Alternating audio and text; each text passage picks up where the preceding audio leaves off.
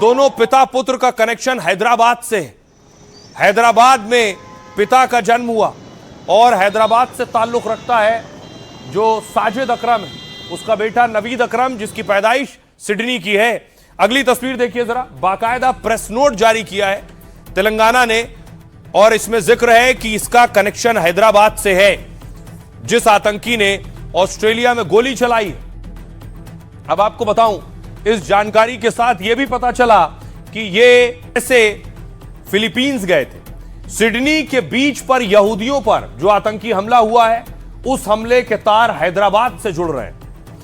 आतंकी पिता पुत्र साजिद और नवीद मूल रूप से हैदराबाद से थे। तेलंगाना पुलिस ने आतंकियों के हैदराबाद कनेक्शन की पुष्टि की और यह भी कहा है कि भारत छोड़ने के बाद ये आईसिस के संपर्क में आए, यानी भारत से जाने के बाद इन्होंने आतंक का रास्ता अपनाया। दरअसल नवीद के पिता साजिद हैदराबाद में पले बढ़े, हैदराबाद से बीकॉम किया और नौकरी की तलाश में देश छोड़ा। 1998 में साजिद स्टूडेंट वीजा पर ऑस्ट्रेलिया चला गया, वहीं यूरोपीय मूल की महिला से शादी की और वहीं बस गया। हैदराबाद में उसके परिवार ने तभी साजिद से नाता तोड़ लिया था, लेकिन फिर भी साजिद बीच बीच में भारत आ रहा था।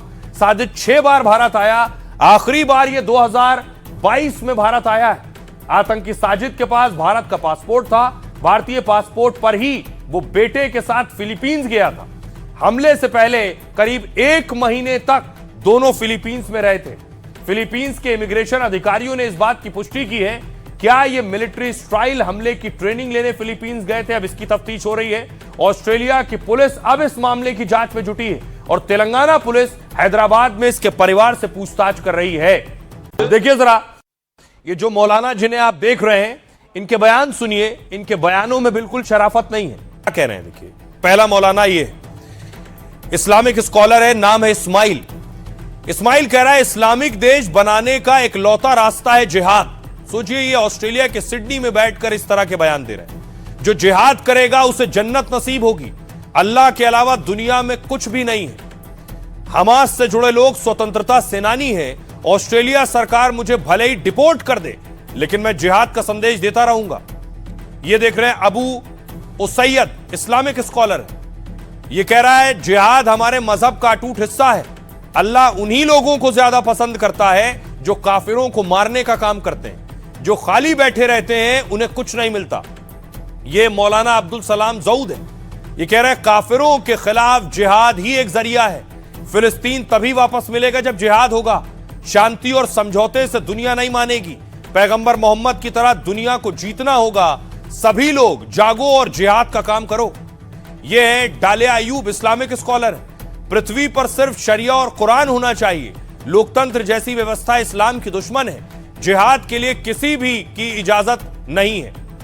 यह है कमल अबू मरियम, इस्लामिक स्कॉलर हैं और यह कह रहे हैं मैं तो यही चाहता हूं कि अल्लाह एक एक कर सभी यहूदियों को खत्म कर दे। पृथ्वी पर एक यहूदी जिंदा नहीं बचना चाहिए। इस्माइल अलवाह, इस्लामिक स्कॉलर है। यह कह रहे हैं यहूदी और उनकी परंपरा कैंसर की तरह है, बहुत जरूरी है कि आप उनसे छुटकारा पाएं। सोचिए, जब ऑस्ट्रेलिया में इस तरह के मौलाना ऐसी तकरीरें कर रहे थे तो वहां साजिद अकरम और नवीद अकरम जैसे लोग ही जन्म लेते हैं। सुनिए जरा, अब सोचिए जरा, ये जो मौलाना बोल रहे हैं, ऐसे ही शब्द कुछ दिन पहले भारत में भी एक मौलाना ने कहा, उस पर भी विवाद हुआ था। मौलाना महमूद मदनी ने कहा जिहाद के नाम पर मुसलमानों की तौहीन की जा रही है। उन्होंने कहा जबकि इस्लाम में जिहाद मुसलमानों के लिए एक पवित्र कर्तव्य है और मैं कहता हूं कि जब जब जुल्म होगा तब तब जिहाद होगा। और ताज्जुब यह है कि सिडनी में हमला हुआ, मौलाना महमूद मदनी ने अब तक कुछ नहीं बोला।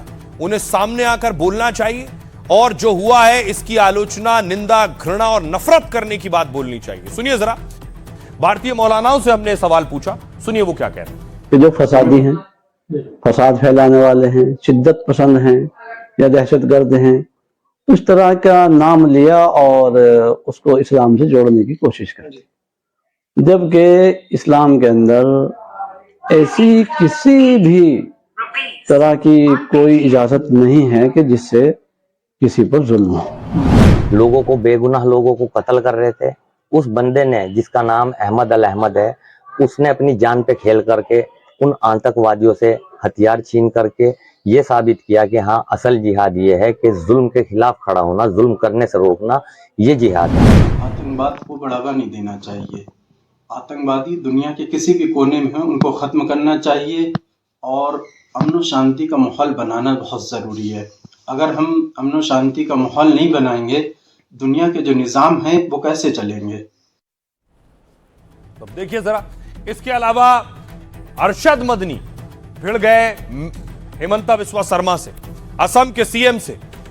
असम के सीएम पर हमला किया उन्होंने। ये तस्वीरें आप देख रहे हैं, असम के सीएम जो एक्शन ले रहे हैं, उनके बुलडोजर एक्शन पर उनके मुसलमानों के खिलाफ कार्रवाई करने का मुद्दा बनाया। उन्होंने कहा जानबूझकर मुसलमानों को टारगेट कर रहे हैं हेमंता बिस्वा शर्मा। देखिए जरा अरशद मदनी क्या कह रहे हैं और हेमंता बिस्वा शर्मा क्या कह रहे हैं। अरशद मदनी कह रहे हैं असम के सीएम का किरदार बदबूदार किरदार है, उनका मुसलमानों को दफन करने का किरदार है। सिर्फ मुसलमान की मुखालफत से खाना हजम नहीं होता। कहते हैं असम में मुसलमानों को चैन की सांस नहीं लेने देंगे। मदरसों पर अवैध बुलडोजर चलवा रहे हैं। 1.5 करोड़ मुस्लिम बच्चों को भगाना चाहते हैं। हम इसे कयामत तक माफ नहीं करेंगे और न बर्दाश्त। हेमंता जब कांग्रेस में थे तो सोनिया को मैंने कहा था इसे टिकट मत देना, आरएसएस की मानसिकता का है। अब इस पर हेमंता ने जवाब दिया, मदनी के बयान कांग्रेस राज की देन है, ऐसे बयान बर्दाश्त नहीं किए जाएंगे। घुसपैठियों की बेदखली सरकार का एजेंडा है। मदनी कौन है? मदनी भगवान है क्या?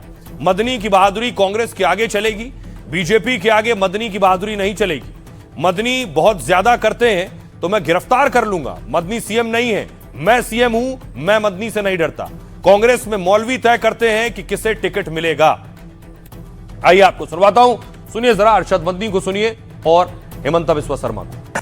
आम के चीफ मिनिस्टर का किरदार बदबूदार किरदार है, खराब किरदार है, मुसलमान को दफन करने का किरदार है। वो ये कहता है कि आसाम के सिवा आसाम के अंदर मर्दमशुमारी 71 नहीं, जैसे सारे हिंदुस्तान में 51 है, इसी तरह आसाम के अंदर भी 51 है। आप समझते हैं इसका असर? आज इसका असर ये होगा कि अगर 71 टूट जाए और 51 पर आ जाए तो आसाम के अंदर 1.5 करोड़ बच्चे और बड़े सब हिंदुस्तान से बाहर हो जाए। कहाँ जाएंगे? ना मादानी कोन है, मादानी की भगवान निके तो मादानीर बाहादुरी कांग्रेस থাকিলে চলে, বিজেপি থাকিলে মাদানী ফাদানির একো বাহাদুরি নাই। কোন হয় মাদানী কি ভগবান নিকে তো মাদানীর বাহাদুরি কাংগ্রেছ থাকিলে চলে, বিজেপি থাকিলে মাদানী ফাদানিৰ একো বাহাদুৰি নাই। তেখেতে গ্ৰেপ্তাৰ কৰাৰ দাবী উত্থাপন কৰিছে। বেছি কৰিলে মই মাদানীক ভৰাই দিম। তেওঁ ছাৰ তিনি গগৈৰ লগত সুৰ মিলাই কৈছে মাদানীক বেছি কৰিলে ময়ে ভৰাই দিম। চিএম মইহে, চিএম মাদানী নহয় নহয়। মই মাদানী ফাদানীক